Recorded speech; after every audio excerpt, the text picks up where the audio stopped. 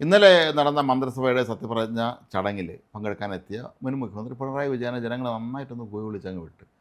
അത് ഇത് രണ്ടാം ഘട്ടം എന്ന് പറയാം. ആദ്യ ഘട്ടത്തിൽ ജനങ്ങളെ തോൽപ്പിച്ചങ്ങ് വിട്ട്, രണ്ടാമതെത്തിയപ്പോൾ ആൾ കൂടി.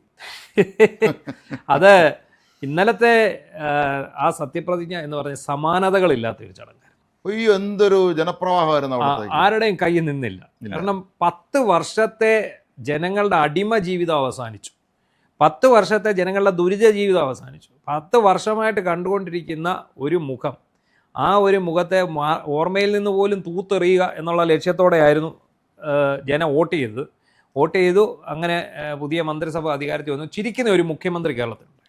അല്ല, ഒരു ചിരിക്കുന്ന നേതാവെന്ന് പറയുന്നത് നമുക്ക് നമ്മുടെ നേതാക്കന്മാരെ, പഴയകാല കമ്മ്യൂണിസ്റ്റ് നേതാക്കന്മാരുടെ ഒക്കെ ചിത്രങ്ങൾ പരിശോധിക്കുമ്പോൾ എല്ലാവരും ചിരിക്കുന്ന മുഖമാണ് വേണ്ടത്. കെ നായനാരെ പോലെ ജനത്തെ ചിരിപ്പിച്ച, സ്വയം ചിരിച്ച ഒരു മനുഷ്യൻ വേറെ. EMS അത്രയും ഗൗരവ, അദ്ദേഹത്തിന്റെ ചിരി വളരെ മനോഹരമായ ചിരിയുള്ള ആളാണ്. VS എന്തായിരുന്നു പ്രശ്നം? VS ഇച്ചിരി കർക്കശക്കാരനായിരുന്നെങ്കിലും അദ്ദേഹത്തോട് ചില കാര്യങ്ങളൊക്കെ നമ്മൾ സംസാരിച്ചാൽ അദ്ദേഹം കൃത്യമായിട്ട് അതിന് അദ്ദേഹത്തിന്റെ പ്രത്യേക ശരീരഭാഷ അത് കാണുമ്പോൾ തന്നെ നമുക്ക് പുള്ളി ആ പിന്നെ ഓരോ വാക്കുകൾക്ക് കൊടുക്കുന്ന സ്ട്രെസ്സും ആ സംസാരിക്കുന്ന രീതിയും ഭയങ്കര രസമുള്ള ഇതാണ്. പക്ഷെ ഇവിടെ എന്താണ് സംഭവിച്ചത്? ഇവിടെ VD സതീശന് ഹർഷാരവം എന്ന് പറഞ്ഞാൽ 10,000 തിങ്ങി നിറഞ്ഞ ശരി, 50,000 പേർക്ക് ഇരിക്കാൻ സാധിക്കും. എത്ര പേര് വന്നു എന്ന് നമുക്ക് ഒരു കണക്കുമില്ല. അതിനിടയിലോട്ടാണ് നമ്മുടെ പിണറായി വിജയൻ വന്നിറങ്ങുന്നത്. നാട്ടുകാർക്ക് കലിപ്പില്ല, ഒരു കൂവി വെളുപ്പിച്ചിട്ടുണ്ട്. കാരണം ഇതുപോലൊരു ജനക്കൂട്ടത്തിനിടയിൽ നിന്നുകൊണ്ടാണ് അയാൾ വീട്ടിൽ പോയി ചോദിക്കളാന്ന് പറഞ്ഞത്. അല്ല, അത് സ്വാഭാവിക പ്രതികരണം മാത്രമാണ് ജനങ്ങളുടെ. അവർ പ്രതികരിക്കും. കാരണം അവർക്ക് അത്രയും ജനങ്ങൾക്കിടയിലോട്ട് ഇറങ്ങി വരാൻ ഇയാൾ കാണിച്ച ഒരു ധൈര്യം ഉണ്ടല്ലോ, നമ്മുടെ ചാൾസ് ശോഭരാജി പോലും കണ്ടിട്ടില്ല. കാരണം ഇത്രയും ഭയന്ന് 40 വാഹനങ്ങളുടെ അകമ്പടി, 40 ഇല്ലെന്നൊക്കെ ഓരോരുത്തർ പറയുന്നുണ്ട്, പക്ഷേ 40 ഇല്ലെങ്കിൽ പോലും 10-30 വാഹനങ്ങളുടെ അകമ്പടിയിൽ പേടിച്ച് സഞ്ചരിച്ചിരുന്ന മനുഷ്യനാണ് അല്ലേ? എനിക്ക് തോന്നുന്നത് വന്നില്ലെങ്കിൽ മോശമാകുമെന്ന് കരുതി. കാരണം പത്രക്കാരെ കണ്ടിട്ടില്ലല്ലോ. അതെ, ഇത്രയും നാൾ മാധ്യമങ്ങളെ കണ്ടിട്ടില്ല ഈ തോറ്റതിന് ശേഷം. പിന്നെ ഈ ഇപ്പറയൊക്കെ നിന്ന് ഈ പല്ലൊളിച്ചോണ്ട് MV ഗോവിന്ദൻ മാത്രം എന്തെങ്കിലുമൊക്കെ പറഞ്ഞുകൊണ്ടിരുന്നത്. ഇദ്ദേഹം ഇത് സംബന്ധിച്ച് ഇതുവരെ ഒന്നും സംസാരിച്ചിട്ടില്ല. പ്രതിപക്ഷ നേതാവ് എന്ന നിലയിൽ മാധ്യമങ്ങളെ കാണുമോ എന്നുള്ളതും നമുക്കറിയാം. അപ്പോൾ അതുകൊണ്ട് തന്നെയായിരിക്കും ജനങ്ങൾ അങ്ങ് കൂവിയത്. കാരണം ഇയാളൊന്നും പ്രതികരിച്ചിട്ടില്ലല്ലോ. ഇയാളെ വിശദീകരണം നമ്മൾ കേട്ടിട്ടില്ല. എന്തുകൊണ്ട് നമ്മൾ തോറ്റു എന്നുള്ളത് പറഞ്ഞിട്ടില്ല. അല്ല, ഇതുപോലെ ഇനി ഇയാളെ പോകാൻ ഒരു അവസരം കിട്ടില്ല. കാരണം ഇനിയും പുള്ളി പുറത്തിറങ്ങുമെന്ന് തോന്നുന്നില്ല. അതെ. അപ്പോൾ അതുകൊണ്ട് അങ്ങനെ ഇനിയും ഒരു അവസരം കിട്ടാനുള്ള സാധ്യതയുമില്ല. എന്തായാലും ഒരു കാര്യം ഉറപ്പായി, ജനങ്ങളുടെ കലിപ്പൂഴ അവർ തീർത്തു.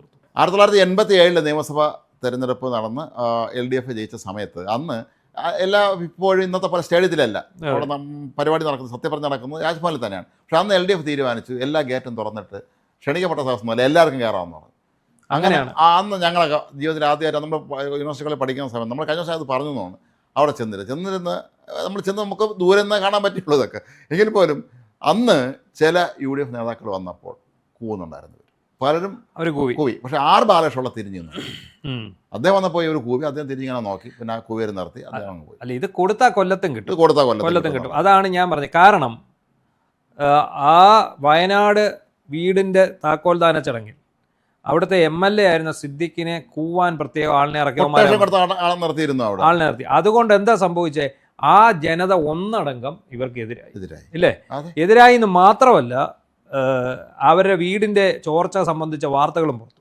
മാത്രമല്ല, ചോർച്ച ഉണ്ടെന്ന് അബദ്ധവശാൽ പറഞ്ഞ ഒരു മനുഷ്യനെ അയാളെ ഓടിച്ചിട്ട് സോഷ്യൽ മീഡിയയിലുള്ള ചീത്ത വിളിക്കുക. അതെ, അപ്പൊ ആ ചോർച്ച പുറത്തു വന്നു. അതൊന്ന്. 2, T സിദ്ദിഖ് മന്ത്രിയായി, ജയിച്ചു, മന്ത്രിയായി. അദ്ദേഹത്തിന്റെ നാട്ടിൽ നിന്ന് വന്നവരായിരിക്കും ഒരുപക്ഷെ പിണറായി വിജയനെ കൂവിയത്. അതിന് സാധ്യത വളരെ കൂടുതലാണ്. അതെ. മാത്രമല്ല, നമ്മളന്ന് കണ്ടതാണ് ആ ദുരന്തം നടന്ന സമയത്ത് നമ്മൾ കാണുന്നതാണ് സിദ്ദിഖ് നെട്ടോട്ടോടുന്നത് ഇരുട്ട വിളിക്കാതെ. അല്ല, സിദ്ദിഖിനെ കുറിച്ച് പറഞ്ഞ നട്ടാക്കുരുക്കാത്ത നുണയാണ് ഇവന്മാർ പ്രചരിപ്പിച്ചത്. ആ മനുഷ്യനെ കുറിച്ച് അയാൾ അവിടെ പൊട്ടിക്കരഞ്ഞയാള്.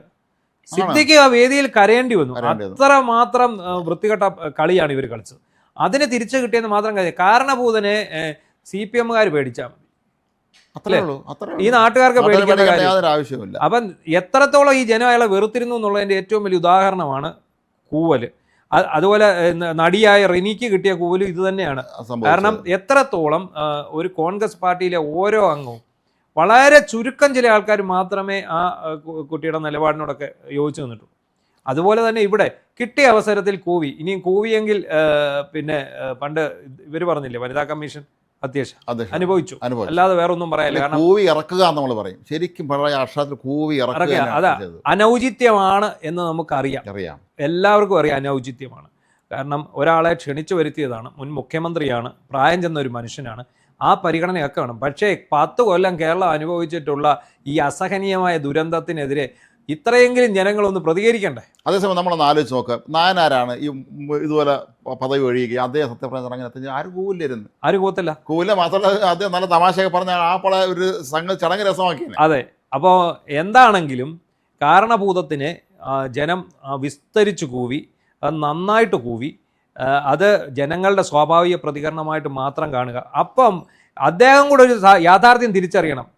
ഇത്രയും കാലം ഈ കൂവലുകൾ ഞാൻ കേൾക്കാതെ പോയിരുന്നതാണ് എൻ്റെ കുഴപ്പമെന്ന്. ഊരി പിടിച്ച വാളിന്റെ മുന്നേ കൂടെ മാത്രമേ നടന്നിട്ടുള്ളൂ. സാധാരണ ജനങ്ങളുടെ കോന്നിയിലെ യോഗത്തിൽ മദ്യപനാണെങ്കിൽ പോലും അവിടെ നിന്നുകൊണ്ട് CMA ഒരു കാര്യം പറയട്ടെ എന്ന് ചോദിച്ചപ്പോൾ വീട്ടിൽ പോയി ചോദിച്ചാൽ മതി എന്ന് പറയുന്ന ആ ത്രില്ലും ആ ഒരു ട്രാക്കും അന്ന് എന്തായിരുന്നു? ഓഹോ ബലേപേഷ്, അദ്ദേഹത്തിന്റെ കൊലമാസ്, അദ്ദേഹം കൊലമാസാണ്. കടക്കടാ പുറത്ത് വോട്ട് ചെയ്ത ജനത്തിന്റെ അടുത്താണ് പറയുന്നത്, നീ വീട്ടിൽ പോയി ചോദിക്കുക എന്ന് പറയുന്നത്. അപ്പോൾ അങ്ങനെ കൊലമാസ് കളിച്ച് നിന്ന ആളാണിപ്പം നാട്ടുകാര് കൂവി വിടുന്നു. ആരും ചെരുപ്പെടുത്തറിയാഞ്ഞ ഭാഗ്യം. ഇത് എല്ലാവർക്കും ഒരു പാഠമാണ്. ഇതിപ്പം മന്ത്രിയായവർക്ക്, മുഖ്യമന്ത്രിക്ക്, നമ്മൾ ഇപ്പോഴത്തെ മുഖ്യമന്ത്രിക്ക് എല്ലാവർക്കും ബാധകമാണ്. നിങ്ങൾ ജനങ്ങളെ മറന്നാൽ അവർക്ക് വേറെ പ്രതികരിക്കാൻ 2 മാർഗ്ഗമേ ഉള്ളൂ. 1 വോട്ട് ചെയ്ത് പ്രതികരിക്കാൻ, 2 കൂവുക എന്നുള്ളത്. പണ്ട് ആരെയായിരുന്നു ഡൽഹി ചെരുപ്പെറിഞ്ഞ? ജർണൈൽ സിംഗ് എന്ന് പറഞ്ഞ ആള് ചെരുപ്പെറിഞ്ഞില്ലേ? ഏത് മന്ത്രിയായിരുന്നു? ഒരു മന്ത്രിയല്ലയോ ചെരുപ്പെറിഞ്ഞ? ചിദംബരത്തിനാണെന്നൊരു സംശയമുണ്ട്. അതെ, ഷീലാ ദീക്ഷിതിനെ ആര് അങ്ങനെ കേന്ദ്രമന്ത്രിയായിരുന്നു. ചിദംബരത്തിനാണെന്ന് സംശയമുണ്ട്, എനിക്ക് മറന്നു കൃത്യമായിട്ട്. അതെ, അത് ആരെയാണ്? എന്തായാലും അയാൾ മാധ്യമപ്രവർത്തകനായിരുന്നു. അയാൾ അവിടെ നിന്ന് ഷൂ കൊടുത്ത് എറിഞ്ഞു ഷൂ എടുത്തെറിയ അവസ്ഥ വന്നു. കാരണം അത്രയ്ക്ക് സഹിക്കാൻ വയ്യാത്ത അവസ്ഥയായി. കാരണം അതുകൊണ്ട് തന്നെയാണ് പിണറായി വിജയൻ മാധ്യമ സമ്മേളനങ്ങളിൽ പോലും ഭയന്നിരുന്നത്, വല്ലവരും ചെരുപ്പെടുത്തെറിയുമോന്ന്. അതെ, അറിയാൻ പറ്റില്ലല്ലോ. കാര്യം പത്രപ്രവർത്തകർ ഏറ്റവും അപമാനിച്ചിരുന്നതാണല്ലോ. ഈ സ്ഥിരം അവരുടെ നിലയ വിദ്വാന്മാരല്ലാത്ത ആർക്കും ചോദ്യം ചോദിക്കാൻ പറ്റില്ലല്ലോ. ഇല്ല, ഇവർ മൊത്തം ചോദിക്കുന്നു, ഉത്തരം പറയുന്നു, ഇറങ്ങിപ്പോകുന്നു. അപ്പോൾ ഈ തരുണത്തിലെങ്കിലും ഇന്നലെ കേട്ട ആ കൂവലുകളിൽ നിന്നെങ്കിലും തൻ്റെ വീഴ്ചകൾ ഇയാളൊന്ന് തിരിച്ചറിഞ്ഞിരുന്നെങ്കിൽ എന്നാണ് നമ്മൾ ആഗ്രഹിക്കുന്നത്. അത് എനിക്ക് സംശയമാണ്. അതിപ്പോഴും ഞാൻ അത് മൈൻഡ് സെറ്റ് അതായിരിക്കും. സ്തുതിപാഠക സംഘത്തിൻ്റെ വലയത്തിൽപ്പെട്ടു. എനിക്കൊരു ഇപ്പോഴും സംശയമുള്ളത്, നേരത്തെ പിന്നെ നിങ്ങൾ പറഞ്ഞത് വയനാട്ടിലെ സിദ്ദിഖ് മന്ത്രിയായ വയനാട്ടിലെ ജനങ്ങളെ കൂയെന്നായിരിക്കും. ഇതാ എൻ്റെ ഉറപ്പുള്ള വിശ്വാസം. കണ്ണൂർ പാർട്ടി ഗ്രാമങ്ങളിൽ നിന്നുള്ളവർ രാത്രി ട്രെയിനിൽ കയറി വന്നിട്ട് ഇവിടെ നിന്ന് കൂയിട്ട് പോയാൽ അതും കാണാം. സാധ്യത കളയാൻ പറ്റില്ല. എന്താണെങ്കിലും പിന്നെ വേറൊന്നുകൂടി സംഭവിച്ചു. ഇത്രയും വലിയ ജനസഞ്ചയത്തിന് മുമ്പിലേക്ക് പിണറായി വിജയനെ കൊണ്ടിരുത്തി VD സതീശൻ കാണിച്ചു കൊടുത്തു. കാണടോ കാണ്. നിങ്ങൾ നുണേശൻ എന്ന് വിളിച്ച, നിങ്ങൾ ഇല്ലാവചനങ്ങൾ പറഞ്ഞു വരുത്തിയ ഒരു മനുഷ്യൻ ദാ നിങ്ങളുടെ മുന്നിൽ ഇത്രയും വലിയ ജനസാഗരത്തെ സാക്ഷി നിർത്തി സത്യപ്രതിജ്ഞ ചെയ്യുന്നു. ഇവിടെ വന്നിറങ്ങിയപ്പോൾ നിങ്ങൾക്ക് ആവശ്യം കൂവലും കിട്ടി. അപ്പൊ അത് പൂർത്തിയായി. ആ ഒരു റൗണ്ട് പൂർത്തിയായി. എല്ലാവരെയും പുച്ഛിക്കുന്ന ജനങ്ങളെ അവരപ്പം കൂവാൻ അധികാരമുള്ളതുകൊണ്ട് കുറച്ച് ബുദ്ധിമുട്ടും. അധികാരം ഒഴിഞ്ഞിട്ട് വെളിയിറങ്ങിയാൽ കൂവും. അത് ഈ അധികാരത്തിരിക്കുന്ന എല്ലാവരും ഓർക്കേണ്ട കാര്യമാണ്. തിരിച്ചറിവ് നല്ലതായിരിക്കണം. ആ തിരിച്ചറിവ് ഉണ്ടാകട്ടെ എന്ന് മാത്രമേ നമുക്ക് പറയാൻ കഴിയുള്ളൂ. കാര്യം പ്രായമായ മനുഷ്യരെ ആദരിക്കുന്നതാണ് നമ്മുടെ സംസ്കാരം. പ്രായമായ മനുഷ്യർ വൃത്തികേട് കാണിച്ചാൽ ചെയ്തത് അനൗചിത്യമാണ്. അനൗചിത്യത്തിൽ പോലും ജനങ്ങളെ നമുക്ക് കുറ്റം പറയാൻ സാധിക്കില്ല എന്ന് പറഞ്ഞാൽ അവർക്ക് അത്ര ചെയ്യാൻ കഴിയുള്ളൂ.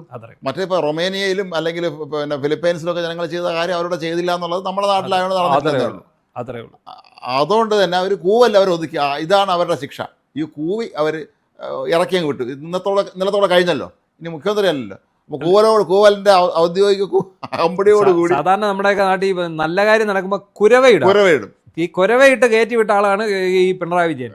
ഇപ്പൊ കൂവി ഇറക്കി വിടുകയാണ്. കൂവ എന്ന് പറഞ്ഞാൽ അതിന്റെ അർത്ഥം അയാളെ നാണം കെടുത്തുക, കടക്കു പുറത്ത്. അത് തന്നെയാണ്. Very simple.